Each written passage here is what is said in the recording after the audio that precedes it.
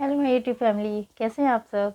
आशा करती हूँ आप सब बहुत अच्छे होंगे, अपनी अपनी लाइफ में बहुत व्यस्त होंगे और मस्त भी होंगे। तो आइए जल्दी से स्टार्ट करते हैं आज का टॉपिक। आज का हमारा टॉपिक है रिलेशनशिप पे, और आज हम बात करने वाले हैं ब्रेकअप के बाद खुद को कैसे संभालें। तो फ्रेंड्स, अगर अक्सर होता है कि हम लोग एक अच्छे रिश्ते में जा रहे होते हैं, लेकिन कभी कभी ऐसा होता है कि कुछ चीज़ें ऐसी हो जाती हैं, कुछ ऐसी सिचुएशंस आ जाती हैं कि उनको हैंडल नहीं कर पाते हैं, उनके साथ में डील नहीं कर पाते हैं, मिसअंडरस्टैंडिंग्स हो जाती हैं, बहुत कुछ ऐसा हो जाता है कि जिसकी वजह से हमारा पार्टनर हमें छोड़ के चला जाता है या चली जाती है।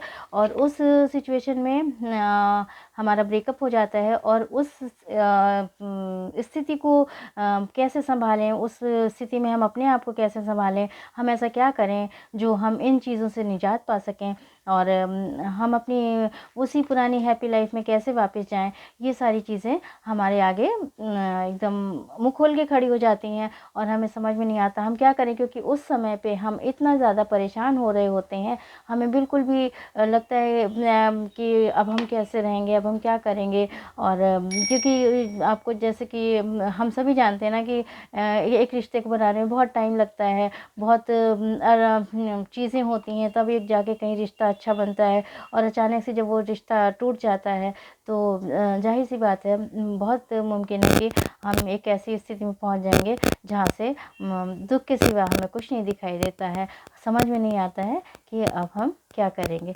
तो आज हम लोग इसी चीज़ पे बात करेंगे कि अगर ऐसा हो जाता है, भगवान ना करे किसी के साथ में ऐसा हो, लेकिन अगर ऐसा हो जाता है तो हम क्या करें जिससे हम अपनी पुरानी नॉर्मल लाइफ में वापस जा सकें और चीज़ों को भूल सकें और लाइफ में मूव ऑन कर सकें। तो उसके लिए मैं यही कहूँगी कि देखिए, ब्रेकअप हुआ है, रिश्ता ख़त्म हुआ है, लेकिन दोस्ती नहीं ख़त्म हुई है। हो सकता है आप लोग एक ही, आप लोगों का वर्क फील्ड एक ही हो, आप और वो आपका पर्सन एक ही वर्क फील्ड में हो, आप एक ही ऑफिस में काम करते हो। तो आप अगर ब्रेकअप हो गया है तो कोई बात नहीं, आप खुद को संभालें, खुद के इमोशंस को कंट्रोल करें और दोस्ती बना के रखें। एज अ गुड फ्रेंड आप उसके साथ में रह सकते हैं। अगर उसको भी मतलब कोई दिक्कत नहीं है दोस्ती रखने में, तो आप दोस्ती रखें उसके साथ में। भूलने की कोशिश बिल्कुल ना करें। आप भूलने की जितना कोशिश करेंगे वो चीज़ें आपको उतना ज़्यादा याद आएंगी। तो आप उनके साथ में एक नॉर्मल सा वो रखें कि हाँ भाई, ऐसा था, ऐसा हुआ था, लेकिन अब ऐसा नहीं है। अपने आप को समझाएं इस चीज़ से, इस स्थिति को अपने आप को समझाएं कि था लेकिन अब ऐसा नहीं है। तो ये चीज़ें सोचना बेकार है। समय के साथ साथ में ये सब फेड हो जाता है, फेड अवे हो जाएगा सारी चीज़ें, यादें धुंधली पड़ जाएंगी। लेकिन अभी थोड़ी सी मुश्किल हो रही ना, तो आप अपने को, जब आप अपने को स्ट्रांग बनाएंगे, आप अपने को अपने इमोशंस को कंट्रोल में रखेंगे, आप अपना लाइफ स्टाइल थोड़ा और चेंज करके देखिए, नए नए फ्रेंड्स बनाइए, उनके साथ में बाहर जाइए, अकेले बिल्कुल भी ना रहिए। क्योंकि आप जो है, अगर अकेले रहेंगे ना तो आपको वो सारी चीज़ें बहुत ज़्यादा याद आएंगी। तो अकेले बिल्कुल भी ना रहिए, आप लोगों से मिलिए, नए फ्रेंड्स बनाइए। पुराने फ्रेंड्स जिनको आपने उस पर्सन के चक्कर में इग्नोर कर रखा था, आप जिन पे ध्यान नहीं दे पा रहे थे, आप उनसे फिर से कांटेक्ट में आइए, उनसे बातें करिए, उनसे उनके साथ में घूमने जाइए, नई नई मेमोरीज बनाइए, और उनको अपने सोशल मीडिया पे पोस्ट करिए, अपने पिक्चर्स को पोस्ट करिए, वीडियोस को पोस्ट करिए। आप दिखाइए कि आप सच में खुश हैं, आपको कोई इफ़ेक्ट नहीं पड़ रहा है, आप अपनी लाइफ में मूव ऑन कर रहे हैं, आप नॉर्मल जैसे आप पहले रह रहे थे, आप अपनी उसी लाइफ में वापस लौट गए हैं। इस टाइप की चीज़ें करिए, और सच में आपको बहुत रिलैक्स फील होगा, आपको बहुत अच्छा लगेगा। ये सब करेंगे जब आप, तो आपको लगेगा कि मैं, आप बहुत सारी चीज़ें मैं मिस कर रहा था या कर रही थी, और इन चीज़ों से जो अभी आपकी लाइफ में है उनसे आपको उभरने में बहुत हेल्प मिलेगी। इसके साथ में आप जो है अपने एक्स का, अब जो आपका एक्स हो गया है या हो गई है, तो आप उनका सोशल मीडिया पे उनको स्टॉक करना, या उनको देखना, उनका लास्ट सीन देखना, उन्होंने क्या पोस्ट किया वो देखना, या वो अभी ऑनलाइन है या नहीं है, मतलब ये सारी चीज़ें आप बंद कर दीजिए, ये सारा मत करिए, क्योंकि आप इससे आपका ही दिल दुखेगा, आपको ही परेशानी होगी और ज़्यादा आपको उसकी याद आएगी। तो आप इन सब चीज़ों को करना बंद कर दीजिए। और जैसा कि मैंने बताया, अपने फ्रेंड्स में ज़्यादा इंगेज रहिए, अपनी फैमिली में इंगेज रहिए। आप अपने घर के लोगों से, जो भी जिनको आप बताने में कंफर्टेबल हैं, आप उनसे इन चीज़ों को साझा करिए। आप उन्हें बताइए कि क्या होता था, क्योंकि ये चीज़ें याद आएंगी बराबर। तो आप उनके साथ में शेयर करिए कि आप यहाँ घूमने गए थे, या आपने ये किया था, या आपने वो खाया था, या आपने ये ड्रेस लिया था, या आपने वो गिफ्ट दिया था। ये सारी चीज़ें आप अपने फ्रेंड्स से, जो भी आपके ट्रस्टवर्दी हों, उनके साथ में आप इन चीज़ों को शेयर करिए पॉजिटिव वे में। और रोने धोने से कुछ नहीं होता है, अकेले मत रहिए, सबके साथ में रहिए, फ्रेंड्स के साथ में रहिए, फैमिली के साथ में रहिए। और अगर आपकी कोई कमियां हैं, देखिए वैसे तो कमियां हर इंसान में होती हैं, अपने को कभी भी किसी से कमतर ना समझिए, किसी के साथ कंपेयर ही ना करिए अपने आप को, क्योंकि आप यूनिक हैं।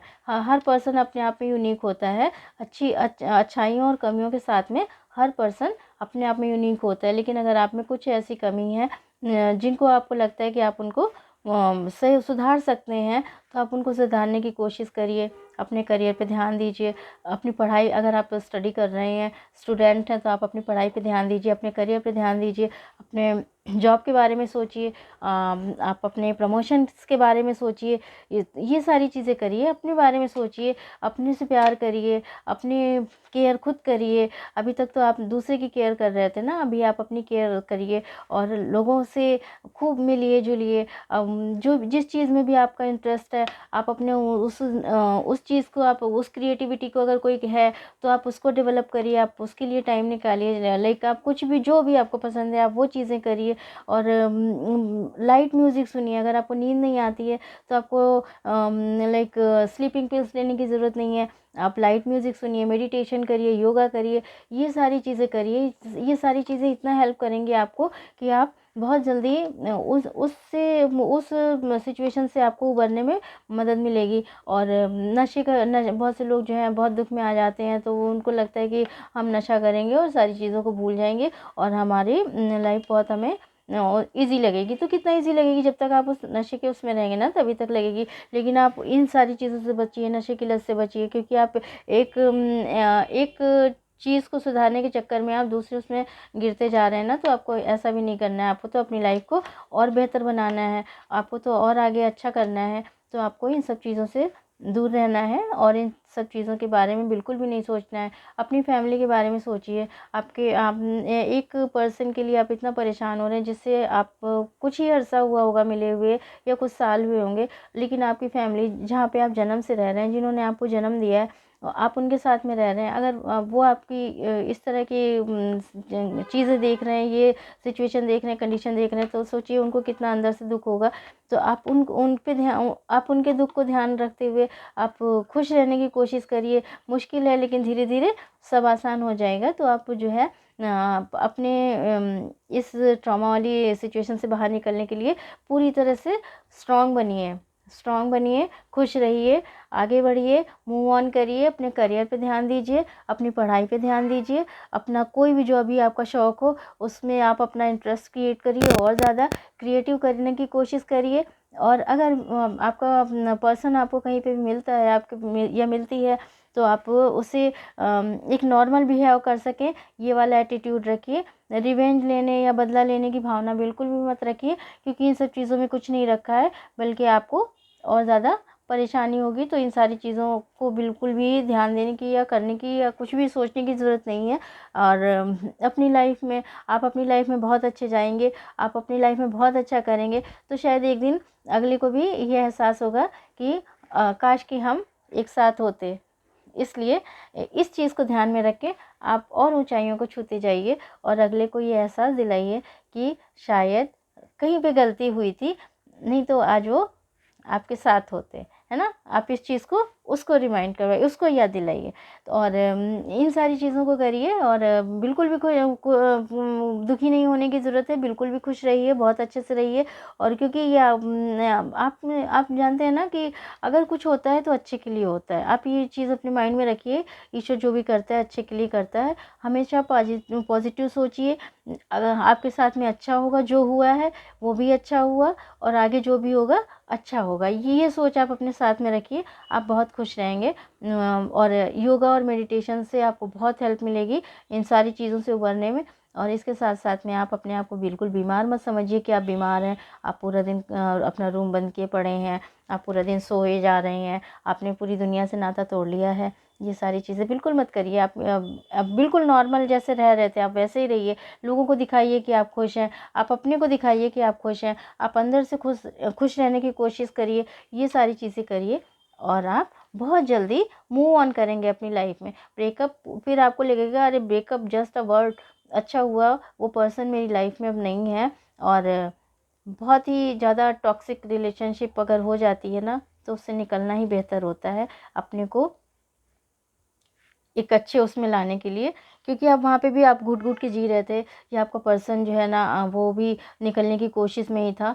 तो लेट इट बी, जाने दीजिए। जो भी है उसको लेट गो करिए और आगे का अपना अच्छा सोचिए। और कभी भी अपने को बीमार नहीं सोचना है। लेकिन अगर एक एक ये मैं एडवाइस दूँगी कि अगर आपको लगता है कि आप बिल्कुल भी डील नहीं कर पा रहे हो, आप इस सिचुएशन से बहुत ज़्यादा डिप्रेशन में जा रहे हो, तो आपको सारी चीज़ें करने के साथ-साथ में एक बार साइकोलॉजिस्ट से भी एडवाइस लेनी चाहिए। अगर वो आपको कुछ एडवाइस देते हैं या कोई मेडिसिन्स रिकमेंड करते हैं, तभी आप उन मेडिसिन्स को लीजिएगा। अपने आप से डॉक्टर बनने की कोशिश मत करिएगा, नुकसान हो सकता है। तो ये थी मेरी कुछ एडवाइसेस। आई होप कि आपको पसंद आई होंगी। और अगर आपके आसपास में कोई ऐसा बंदा या है कोई भी, और उसको आपके साथ और सपोर्ट की ज़रूरत है, तो आप प्लीज़ उनको ये सारी टिप्स फॉलो करवाइए और उसके मूव ऑन करने में हेल्प करिए। थैंक यू मुझे सुनने के लिए।